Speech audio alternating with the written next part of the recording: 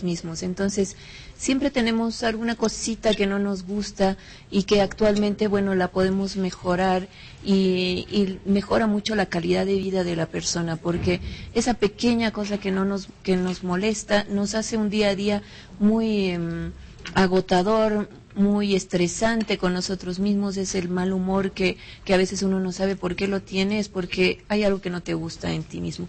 Y eso es algo muy lindo cuando se hace la cirugía, en que cómo cambia la perspectiva en cuanto al día a día de cada persona. Se sienten tan bien que inclusive la familia, las personas cercanas lo sienten, porque cambia el carácter, ¿no? Les mejora el carácter, la vida la ven más bonita. Entonces yo creo que es por eso que uno decide hacerse un procedimiento quirúrgico. Ahora, doctor, a la hora de hacerse o de someterse a este tipo de cirugías, ¿qué debería prevalecer? A ver, la autoestima, la moda, la salud. De mi punto de vista de médico psiquiatra, una salud mental adecuada, positiva, ¿no? Que no tenga expectativas desmedidas, que no tenga un síndrome que se llama la escalpelofilia, es decir, un síndrome de las personas que buscan operación tras operación, nunca están satisfechos, y que en el fondo el problema no es físico sino es psicológico. Bueno, que tener unas expectativas claras, realistas de lo que va a obtener, ¿no? Y probablemente aparte de eso, hacer por ejemplo, dieta, ejercicio, cosas saludables, no solamente esperar lo fácil, que nuestra sociedad es muy facilista, ¿no? Quiero hacer un comentario también interesante. Cuando vivía en el Perú, hubo una época que había muchas operaciones de personas peruanas que se hacían jalar los ojos para parecer orientales, en la época de Fujimori.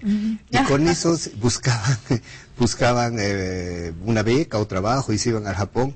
Y esa es una presión más bien económica, cultural, y es otra cosa, pero es mucho psicológico. Hay gente que quizás por trabajo también, sí. porque llegan a cierta edad y las ven o mayores y les dicen, no puedo darte este trabajo, entonces para aparentar menor edad se hacen una cirugía. Eso es cierto también, ¿no? Es muy buscado claro, por ese motivo, porque a veces, y bueno, no solamente por la edad, sino que actualmente todo es también la buena presencia que entre comillas siempre se exige en los trabajos. Entonces sí es una presión social.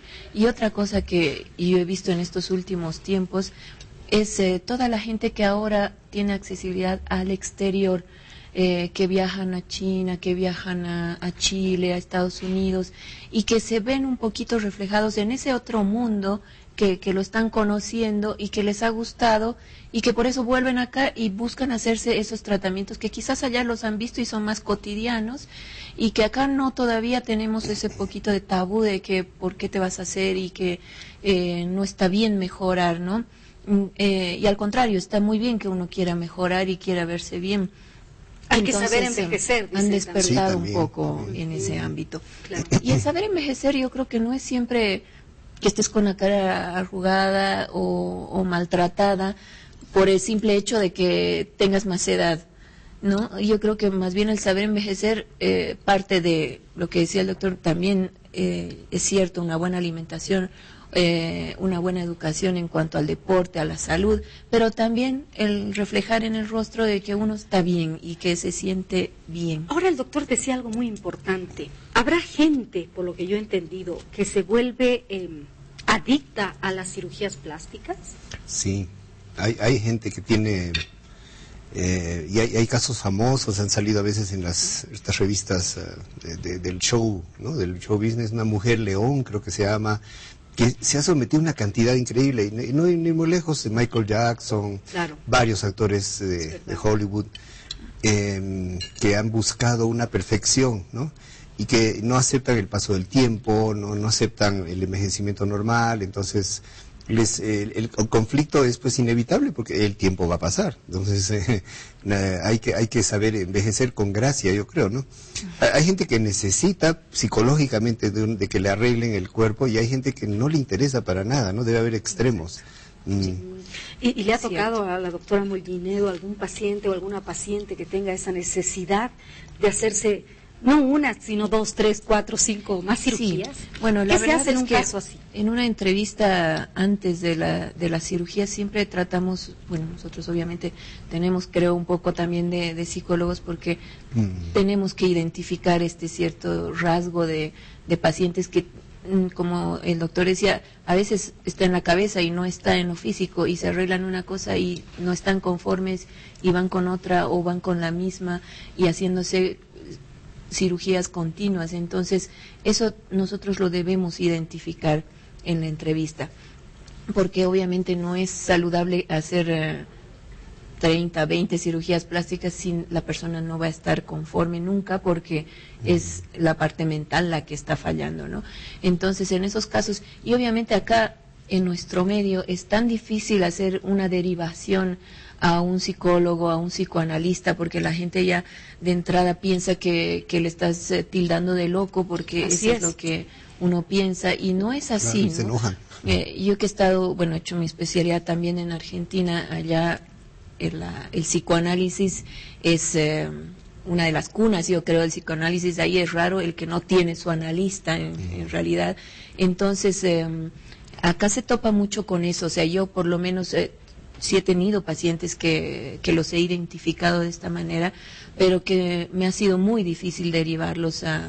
Claro, porque te dicen, no, yo no estoy loco, no estoy loca. Exacto. Y no es lo correcto. No es así. No es lo correcto, es más fácil decirle a alguien, usted tiene un problema emocional y ese problema puede ser depresión, puede ser ansiedad, puede ser una idea obsesiva, ¿no? Entonces, por la idea obsesiva no te va a ayudar tener la nariz más chico, más grande, o esto más o esto menos, sino que es mejor encontrarse a sí mismo, tener como digo, ¿no? Autoconocimiento, autoconfianza, Exacto, no sé, ¿no?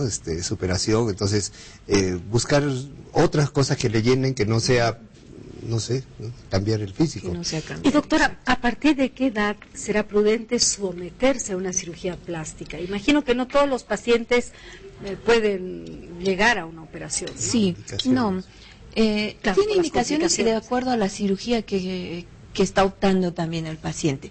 ¿Por qué? Porque, por ejemplo, la cirugía estética de las orejitas, esas orejas en habano de Dumbo, más bien se las realiza en niños a los 5 años, antes de la edad escolar, porque la oreja ya no se va a modificar después de ese tiempo, y se evita que tengan complejos posteriores, ¿no? Exacto. Porque cuando ya entran al colegio empiezan los amiguitos a ponerles apodos, a llamarles de cierta manera, y que ya les van creando los complejos. Entonces, en ese tipo de cirugía es lo ideal comenzar a hacerla antes del periodo escolar. Y hay otras, el resto de las cirugías en general, a partir de que ya se termina el desarrollo de los caracteres sexuales secundarios, por ejemplo la nariz, ya se la puede operar a partir a veces de los 15 años, 16, 17, 18, dependiendo de en qué momento si ya han terminado el desarrollo de las características secundarias, ya se puede realizar. En cambio, una cirugía de mama hay que esperar un poquito más, unos 18, 20, 21 años, cuando ya la parte hormonal ha terminado también su desarrollo. Ahora, doctora, ¿dónde se practicarán más cirugías plásticas? ¿En el oriente o en el occidente del país? Bueno, esa es la típica creencia, que en el oriente se hace mucho más cirugía plástica. Y yo creo que actualmente está más o menos a la par.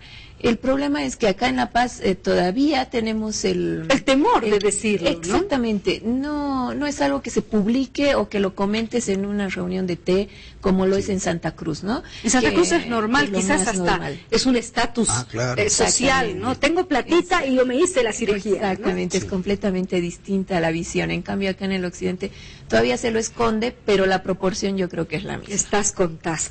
Doctor, ¿qué trastornos ha visto usted en esa búsqueda constante que tienen algunos pacientes o algunas pacientes en ese deseo de verse bien? Por ejemplo, comienzan con una anorexia, una bulimia. ¿Este será un paso a esa adicción que hablábamos hace un momento, o nada tiene que ver? Me parece que no tiene nada que ver. Un caso he visto de una señorita que tenía anorexia y que era muy delgada, y que se le dio porque quiero que me hagan implantes, y parecía muy joven, 19 años, y Y bueno, finalmente, porque tanto insistía, se los hicieron, ¿no? Pero me sorprendió que un comentario del cirujano plástico era de que, con esto y después va a engordar. Y la verdad que no engordó, ¿no? Entonces, claro. Entonces se va a sentir mejor, más llena, más no sé qué, pero no engordó, ¿no? Porque el problema es psicológico. La anorexia es la falta de apetito, o sea, no solo, bueno, en sentido médico general, pero como enfermedad es el rechazo a comer por no engordar. Y entonces, más ocurre en mujeres que en hombres, aunque en Argentina, quizá usted ha sabido, doctora, que en los grupos de tratamiento para trastornos alimentarios hay mitad hombres y mujeres, ¿no? Porque allá hay mucho culto a la imagen, sí, en hombres y mujeres. Y en todo, en cirugía debe ser igual, ¿no? Pero en nuestro medio es 9-1, más o menos mujeres que hombres. ¿Y qué pasa? Que el tema de la obsesión por la delgadez, la insatisfacción corporal, la baja aceptación, es decir, baja autoestima, no estoy bien, y mucha susceptibilidad, toda una serie de factores se tienen que juntar para hacer que la persona empiece a dejar de comer, y a veces puede ser muy temprano. Por eso hasta se piensa que hay un factor genético, y de hecho en la práctica, en la experiencia que tenemos en el hospital, en el consultorio, hay varios casos de hermanas, de primas, de tía, sobrina, mamá, hija, varios casos, gemelas, por ejemplo. Entonces hay un factorcito que se está estudiando, pero es un rompecabezas que tiene que sumarse varias piezas que dan ese resultado. Y la bulimia es otra cosa, es el atiborrarse y luego devolver, ¿no? Claro. O sea, o purgarse, ¿no? Claro, Sí. claro. Oscarito, hay preguntas de la gente. Adelante. Sí, tenemos preguntas. En La Paz, Angie pregunta a la doctora, ¿la cirugía plástica tiene algún tipo de consecuencia posterior? Dice ella. Escuché en alguna oportunidad que las mujeres que se hacen un aumento de busto, por ejemplo, corren más riesgo de sufrir cáncer de mama, por ejemplo. Bueno, Sí. Sí, excelente pregunta. Bueno, Angie, actualmente ya se han realizado miles de estudios y se ha dejado comprobado que la prótesis de silicona no produce cáncer ni estimula la formación de este. Entonces, en ese aspecto pueden estar completamente seguros, un implante de silicona o un implante salino no les va a producir cáncer.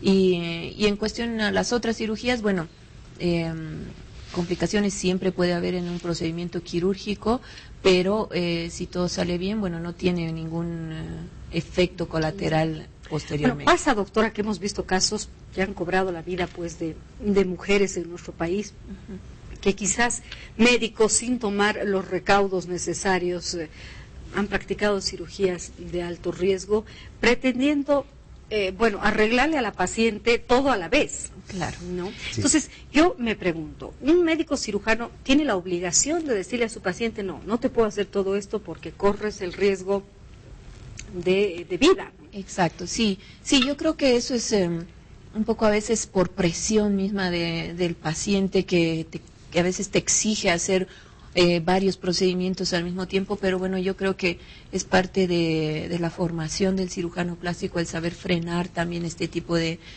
pedidos y también ser objetivo, porque a veces no para todos es igual. Obviamente hay pacientes que quizás sí por el tipo de cirugías van a poder realizarse 1 o 2 procedimientos en el mismo tiempo quirúrgico, y hay otros pacientes que definitivamente no. Entonces, en la evaluación prequirúrgica se determina si es factible o no de realizar 1 o más procedimientos en el mismo tiempo quirúrgico. Ahora, yo me pregunto, doctor, ¿un paciente podrá engañar a su psicólogo, a su psiquiatra, es decir, llevarlo por otro lado sin que el médico se dé cuenta? ¿Se han visto casos en teoría, de que sí, ¿no? engañen Sí, claro. a sus médicos? Podría ser. Por ejemplo, lo que más nos pasa a nosotros es de que le receto un medicamento